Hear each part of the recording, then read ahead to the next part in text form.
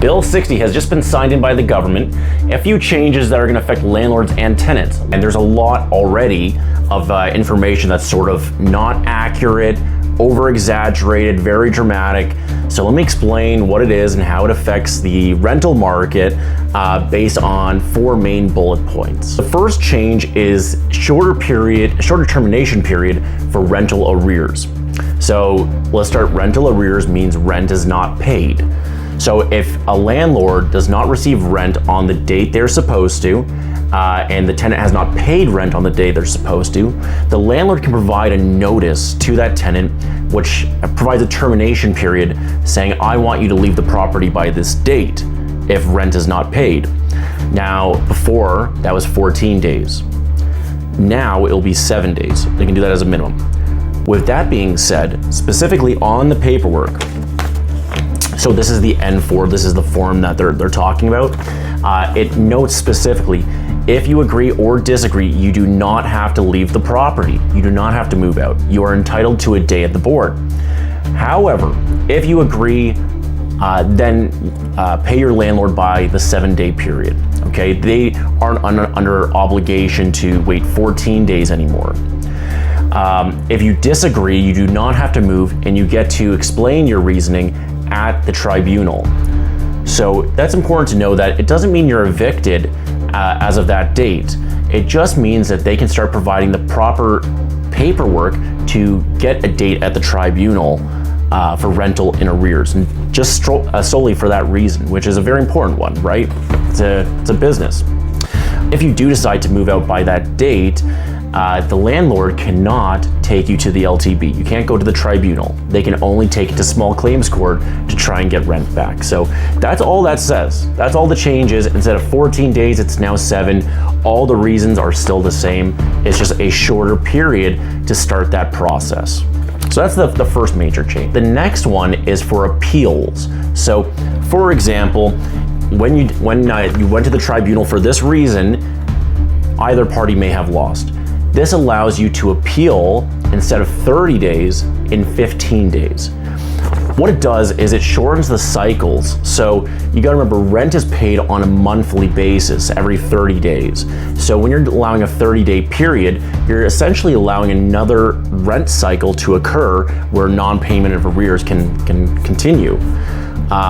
So that's all that is. Now it says instead of 30 days, it's 15 days. Make up your mind if you want to appeal this, which honestly, if you need 15 days, that's plenty of time to figure out if you want to go forward and retry it.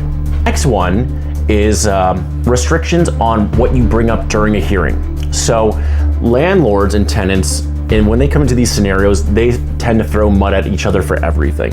The tenant didn't pay rent. The tenant says, well, the landlord didn't do this to the property.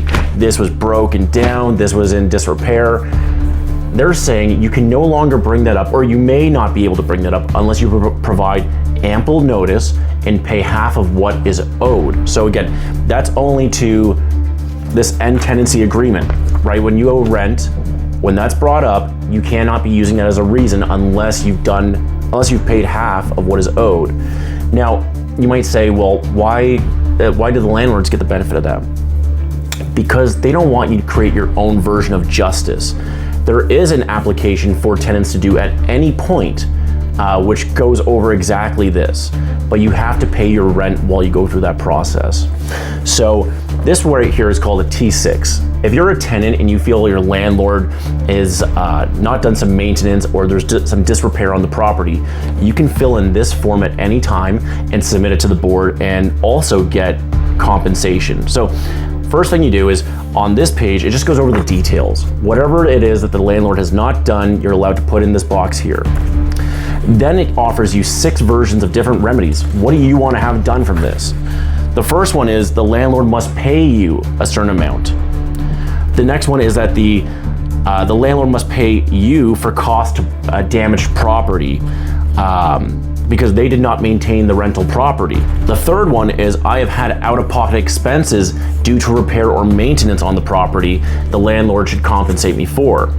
The fourth one is, I did repair, replacements, or other work because the landlord did not repair or maintain the rental unit.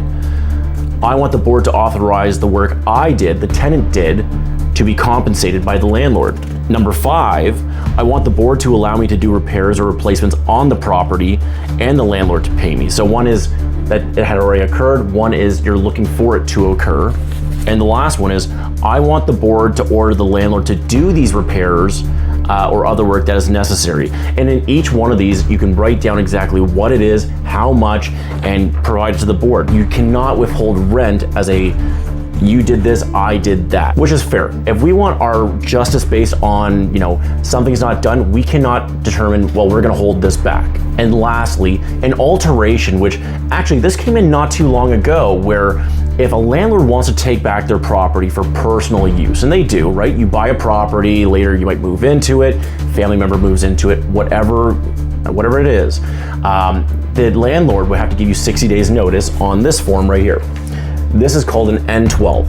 And on the N12, it says, after giving you 60 days notice, you have to leave the property because this person's moving into my property, and it gives you which family member or reason. With that, on your move out, they have to give you 1 month's rent, and they're also holding your last month for last month. So you get a rental payment for moving out. Now that's 60 days notice. What the board has now said is if the landlord gives 120 days notice, they don't have to pay you a month's rent. So if they do 60 days or less than 120 days, they still have to pay you.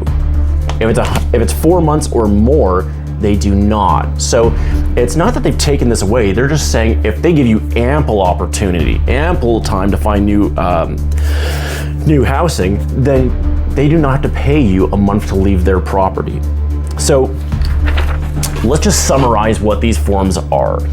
They're not major in change, but they're allowing landlords and investment to kind of come back to Toronto, because what we do see in this business is that landlords are highly selective where the process is unfair.